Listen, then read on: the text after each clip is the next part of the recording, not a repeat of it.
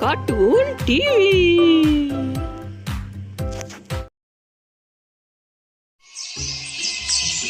कोमल की शादी की डेट फिक्स हो गई थी। इस वजह से वो लगातार दिन रात ट्यूशन पढ़ाकर ज्यादा से ज्यादा पैसे कमाना चाहती थी। इसी वजह से कोमल ने एक्स्ट्रा ट्यूशंस लेना शुरू कर दिया।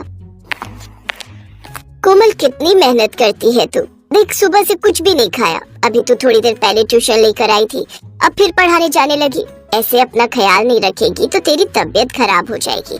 अगले महीने तेरी शादी है, कुछ तो अपना ख्याल रखा कर। मम्मी, मैं इसी वजह से एक्स्ट्रा ट्यूशन पढ़ा रही हूँ ताकि शादी के समय में होने वाले खर्चों में पापा की थोड़ी हेल्प कर सकूं। वो बेचारे भी तो पूरा दिन नौकरी करके रात को थक हार कर घर लौटते हैं। वैसे भी अभी बच्चों के एग्जाम चल रहे थे, इसलिए मुझे एक्स्ट्रा ट्यूशन पढ़ाने के अलग पैसे मिल रहे हैं। मैंने इसीलिए कुछ नई ट्यूशंस पकड़ ली है। सोच रही थी जो पैसे आएंगे उनसे कपड़ों के और ब्यूटी पार्लर के पैसे निकल जाएंगे। ठीक है, तो एक काम करना, जब तेरी ट्यूशन के पैसे मिलेंगे तो मेरे साथ चलना। हम तेरी शादी का लहंगा और बाकी के कपड़े खरीद लेंगे और जो पैसे बचेंगे वो तेरे ब्यूटी पार्लर के काम में आ जाएंगे। कोमल दीदी, शादी के दिन हमें ब्यूटी पार्लर टाइम पर पहुंचना होगा। उस दिन शादी की बहुत साए हैं। मेरी सहेली तो बता रही थी कि ब्यूटी पार्लर में उस दिन बहुत सारे ब्राइडल मेकअप की लाइन लगने वाली है। कोमल, तूने ब्राइडल मेकअप के लिए पार्लर की बुकिंग कर ली है ना? हाँ मम्मी, मैंने एडवांस में 1000 रुपए जमा करवा दिए। टोटल 8000 रुपए मांग रही है। बाकी के शादी के दिन जब मेकअप हो जाएगा उसके बाद पकड़ा दूंगी। ट्यूशन की फीस भी आ जाएगी ना तब तक। क्या हुआ मम्मी, तुम रोने क्यों लगी? बेटियों का अरमान होता है कि उनकी शादी खूब धूमधाम से हो, पर यहाँ पर तो तू खुद ही सब कुछ कर रही है। हम तेरे लिए ज्यादा कुछ नहीं कर पाए। तभी कोमल के पापा भी आ जाते हैं। तुम बिल्कुल ठीक कह रही हो कोमल की माँ। कैसा बाप हूँ जो अपनी बेटी की शादी में उसका खुद का ही खर्चा करवा रहा हूँ। पापा, आप ऐसा क्यों सोच रहे हो? मैं आपकी बेटी हूँ और खुद की शादी में अगर मैंने थोड़े पैसे खर्च कर भी दिए तो क्या हुआ पापा? आप भी तो कितनी मेहनत कर रहे हो। और पापा, मैं बहुत खुश हूँ। हम मिलकर सब अच्छा कर लेंगे। आप किसी बात की कोई चिंता मत करना। अपनी बेटी कोमल की बातें सुनकर उसके माता पिता की आंखों में आंसू आ जाते हैं। कोमल धीरे धीरे शॉपिंग शुरू करती है। उसे जो भी ट्यूशन के पैसे मिल रहे थे उनसे वो अपना शादी का सामान खरीद रही थी। शादी का दिन आया और कोमल ब्राइडल मेकअप के लिए अपनी बहन निशा के साथ ब्यूटी पार्लर में जाने लगती है। पर जैसे ही वो मेट्रो से उतरकर पार्लर के लिए रिक्शा लेने लगती है, अचानक बाइक पर दो चोर उसका पर्स छीन कर भाग जाते हैं। कोमल और उसकी बहन निशा खूब चिल्लाते हैं, पर उन बदमाशों को कोई पकड़ नहीं सकता था। वो पल भर में ही वहाँ से गायब हो गए। बेटा, अक्सर ही ऐसा होता है। ये बदमाश इसी फिराक में होते हैं कि कब किसको निशाना बना सके। अब हाथ नहीं आने वाले, कोई फायदा नहीं, वो तो भाग गए। अब क्या करूं? मेरे तो ब्यूटी पार्लर के सारे पैसे मेरे पर्स में थे। मैं पार्लर कैसे जाऊंगी? मैं कैसे तैयार होंगी? दीदी, आप एक बार ब्यूटी पार्लर में फोन मिलाकर देख लो, क्या पता वो ऐसे ही आपको तैयार कर दे। आप उन्हें बता देना कि आपके पैसे चोरी हो गए। दीदी, हम पापा को फोन करें क्या? नहीं नहीं निशा, मैं पापा को बिल्कुल परेशान नहीं करना चाहती। वो शादी के दूसरे कामों में लगे हुए हैं। मैं एक काम करती हूँ, तेरे जीजू को फोन करती हूँ। कोमल अपने होने वाले पति सूरज के मोबाइल पर फोन करती है, पर सूरज का मोबाइल फोन स्विच ऑफ था। कोमल की आंखों में आंसू आ जाते हैं। वो ब्यूटी पार्लर में फोन मिलाती है, पर पार्लर वाली भी बिना पैसों के मेकअप करने के लिए मना कर देती है। शादी का टाइम हो रहा था और शाम के 6 बज चुके थे। कोमल का दिमाग घूम रहा था। उसे कुछ भी समझ नहीं आ रहा था। उसके पास घर वापस जाने के सिवा कोई और रास्ता नहीं था। उसने अपनी बहन निशा का हाथ पकड़ा और मेट्रो में चढ़ गई। वहाँ कोने की सीट पर कोमल निशा के साथ उदासी से भरी आंखें लेकर बैठ गई। उसकी आंखों से आंसू बह रहे थे। कोमल दीदी, अब क्या होगा? आज तो आपकी शादी है और आप अभी तक तैयार नहीं हुए। घर पहुंचकर पापा को क्या बोलोगे? और आप दुल्हन के रूप में तैयार नहीं हुई तो आपकी शादी कैसे होगी दीदी? कोई बात नहीं निशा, मैं घर जाकर थोड़ा बहुत मेकअप खुद ही कर लूंगी। बस मुझे इतना समय मिल जाए। हे भगवान, मेरे साथ ही ऐसा क्यों होना था? आज मेरी शादी और आज ही मेरे पैसे चोरी हो गए। कोमल की आंखें आंसुओं से भरी हुई थी। वही निशा के बराबर में एक लेडी बैठी हुई थी। उसके हाथ में मेकअप किट था। उसके पास खड़ी एक लड़की के पास मेकअप की ट्रॉली थी। वो लेडी और लड़की कोमल और निशा की बातें सुन रही थी। अच्छा, तो आज तुम्हारी शादी है और दुल्हन अभी तक तैयार नहीं हुई?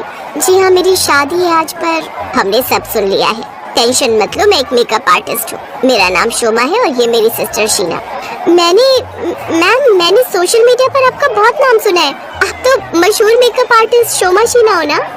हाँ, हम दोनों रियल सिस्टर्स हैं। शोमा दीदी और मैं एक ब्राइडल मेकअप करके ही वापस लौट रहे थे। रास्ते में जाम बहुत था। हमें रात को एक पार्टी में भी पहुंचना है, इसलिए हम दोनों ने मेट्रो में सफर करना बेहतर समझा। पर हमें नहीं पता था कि हमें रात की पार्टी से पहले एक और दुल्हन को तैयार करना है, और वो दुल्हन मेट्रो में ही है। अच्छा, तो कहाँ है वो दुल्हन? किसी दूसरी साइड बैठी है? नहीं नहीं, वो बिल्कुल हमारे बराबर में ही बैठी है। वो दुल्हन तुम हो। मैं? हाँ, तुम ही हो वो दुल्हन। वैसे तुम्हारा नाम क्या है? जी, मेरा नाम कोमल है और ये मेरी बहन निशा है। मैम, आप मेरी दीदी का मेकअप करोगे? दीदी, इनसे मेकअप करवाने के लिए तो पहले से अपॉइंटमेंट लेना पड़ता है। आप कितनी लकी हो, आपका मेकअप यहाँ की बेस्ट मेकअप आर्टिस्ट शोमा शीना करेंगी। पर मैम, मैं इतना महंगा मेकअप नहीं करवा सकती, मेरे पास बिल्कुल भी पैसे नहीं है। पैसे मांगे किसने? उसकी टेंशन मत लो, अब तुम बिल्कुल रिलैक्स हो जाओ, हम तुम्हारा दुल्हन का मेकअप करेंगे। एक काम करो, तुम पहले पूरा मेकअप करवा लो और उसके बाद मेट्रो स्टेशन के वॉशरूम में तुम चेंज कर लेना। जो थोड़ा बहुत मेकअप ठीक करना होगा हम बाद में ठीक कर देंगे, इससे तुम्हारा भी समय बचेगा और हमारा भी। थैंक यू सो मच दीदी। उसके बाद मेट्रो में ही शोमा शीना कोमल का दुल्हन वाला मेकअप करती है। कोमल मेकअप करके बहुत सुंदर लग रही थी। उसके बाद वो एक मेट्रो स्टेशन पर उतरते हैं। वहाँ पर कोमल वॉशरूम में कपड़े चेंज करती है और दुल्हन का लहंगा पहन लेती है, जिसके बाद वो सब अगली मेट्रो पकड़ लेते हैं। अब जब कोमल पूरी तरह से सज संवर कर दुल्हन के रूप में मेट्रो में दोबारा चढ़ती है तो सबकी नजरें उसी पर टिक जाती हैं। दीदी, आज जो आपने मेरे लिए किया है वो हर कोई नहीं करता। मैं आपका ये एहसान हमेशा याद रखूंगी। आप दोनों बहुत अच्छे हो। बस बस बस, अब आंसू नहीं आने चाहिए आंखों में, वरना हमारा इतनी मेहनत से किया हुआ मेकअप आंसुओं में धुल जाएगा। अब तुम सुबह विदाई के समय ही रोना, अभी तो मुस्कुरा दो, मुस्कुराने से मेकअप और निखर कर आएगा। चलो, अब हमारा स्टेशन आ गया, तुम भी आराम से घर जाना। और हाँ, मैंने तुम्हें अपना मोबाइल नंबर दिया है, अपने सारे फोटोज शादी के हमें सेंड कर देना। हम भी तो दिखाएंगे कि हमारी एक कस्टमर हमें मेट्रो में मिली थी, हमने मेट्रो में दुल्हन का मेकअप किया था। हाँ, मैं आपको सारी फोटोज और वीडियोस भेज दूंगी। कोमल और निशा शोमा शीना को बाय करती हैं। कुछ देर बाद उनका भी स्टेशन आ जाता है। निशा ने तो जाते से ही अपने मम्मी पापा को सारी कहानी सुना दी। कोमल के मम्मी पापा शोमा शीना को बहुत दुआएं देती हैं। उस दिन कोमल दुल्हन के रूप में सचमुच बहुत सुंदर लग रही थी। कहते हैं दुनिया में ऐसे बहुत से अच्छे इंसान होते हैं जो हमेशा जरूरत पर मदद के लिए आगे आते हैं, तभी तो ये इंसान भगवान के फरिश्ते कहलाते हैं।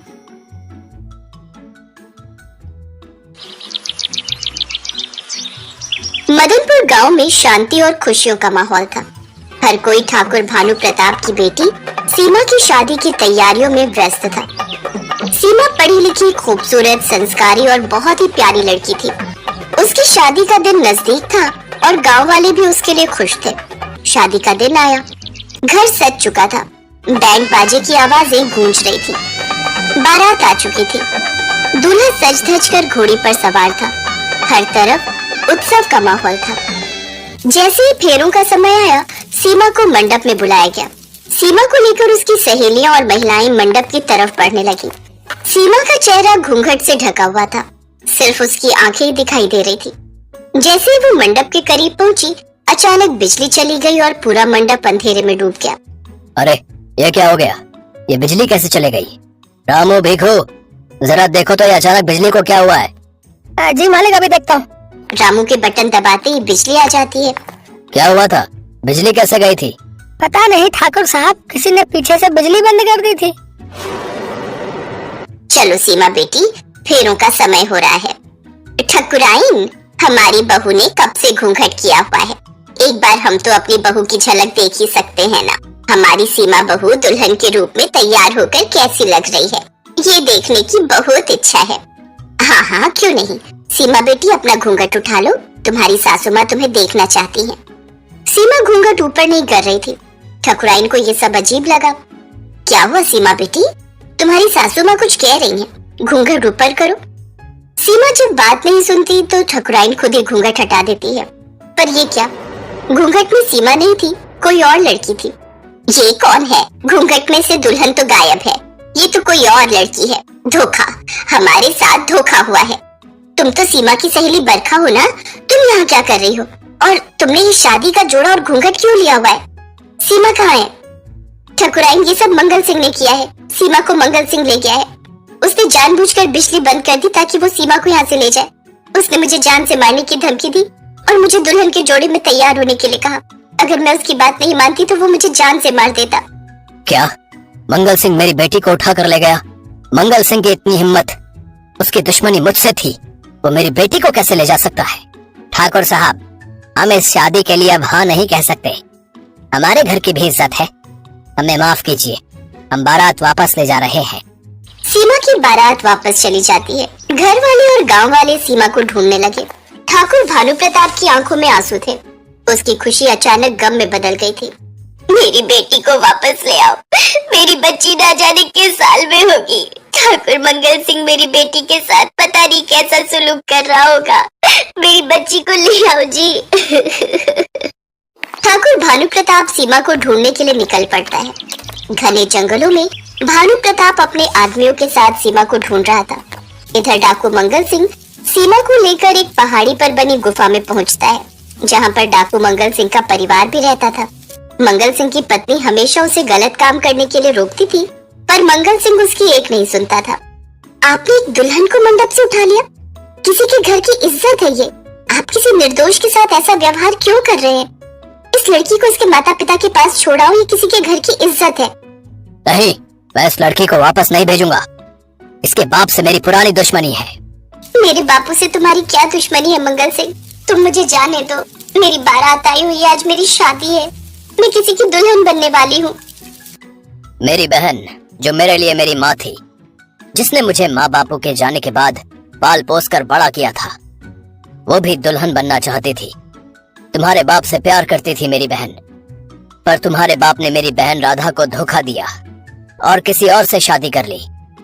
मेरी बहन ये सदमा बर्दाश्त नहीं कर सकी। उसने कुएं में कूदकर जान दे दी। मेरी बहन की मौत का जिम्मेदार तुम्हारा बाप था। अब मेरा बदला पूरा होगा जब तुम्हारा बाप तुम्हें ढूंढेगा और तुम बहुत दूर जा चुकी होगी। मेरे साथ चलो। अब तुम तब तक गुफा में बंद रहोगी जब तक तुम्हारा बाप नहीं आ जाता। नहीं, मैं तुम्हारे साथ कहीं नहीं जाऊंगी। छोड़ो, छोड़ो, मुझे छोड़ो। किसी की बच्ची के साथ ऐसा मत करो। छोड़ दो। किसी की निर्दोष औलाद को भूल जाओ अपनी दुश्मनी। नहीं, मैं कभी नहीं भूलूंगा। मंगल सिंह सीमा को एक गुफा में बंद कर देता है। इधर ठाकुर अपनी बेटी को ढूंढ रहा था, पर सीमा का कुछ पता नहीं चला। आप पुलिस में खबर क्यों नहीं कर देते? मेरी बेटी को आज गए 2 दिन हो चुके हैं। पता नहीं वो किस हाल में होगी। अगर हमने पुलिस को खबर की तो मंगल सिंह हमारी बेटी को नुकसान पहुंचा सकता है। मैंने अपने आदमियों को भेजा है, वो कोई ना कोई खबर जरूर लाएंगे। मंगल सिंह ने ठाकुर की बेटी को भूखा प्यासा रखा हुआ था। सीमा बहुत बुरी हालत में थी। मंगल सिंह की पत्नी सीमा को चोरी छुपे खाना देती है। सीमा, कुछ खा लो, मेरे पति अभी बाहर गए हुए हैं। कोई नहीं है, ये लो, थोड़ा सा कुछ खा लो। मुझे भूख नहीं है, बस आप मुझे यहाँ से बाहर निकाल दो। मेरी मदद करो, मुझे अपने माँ बापू के पास जाना है।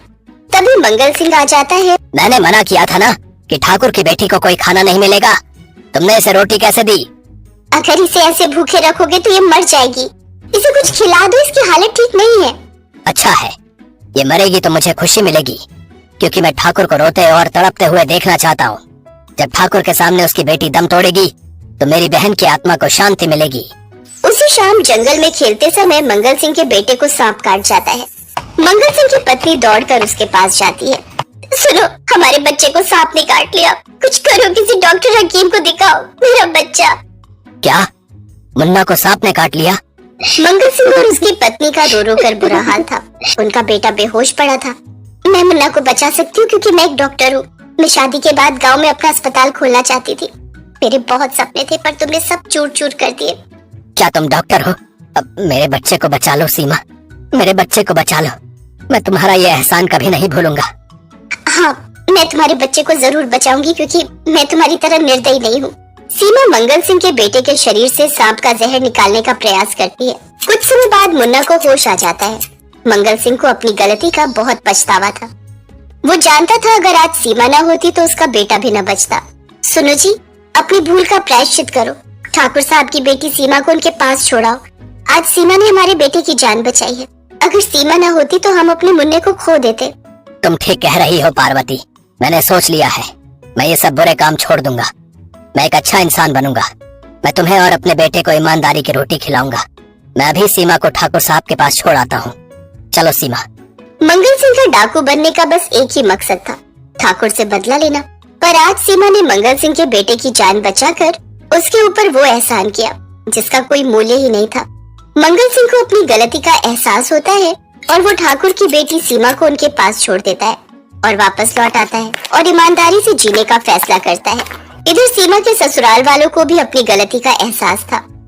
ठाकुर साहब, उस दिन गुस्से में आकर हम बारात वापस लेकर लौट गए थे, पर हमें इस बात का एहसास हुआ कि अगर ये सब हमारी बेटी के साथ होता और कोई हमारे घर से बारात वापस ले जाता तो हमारे ऊपर भी क्या बीतती।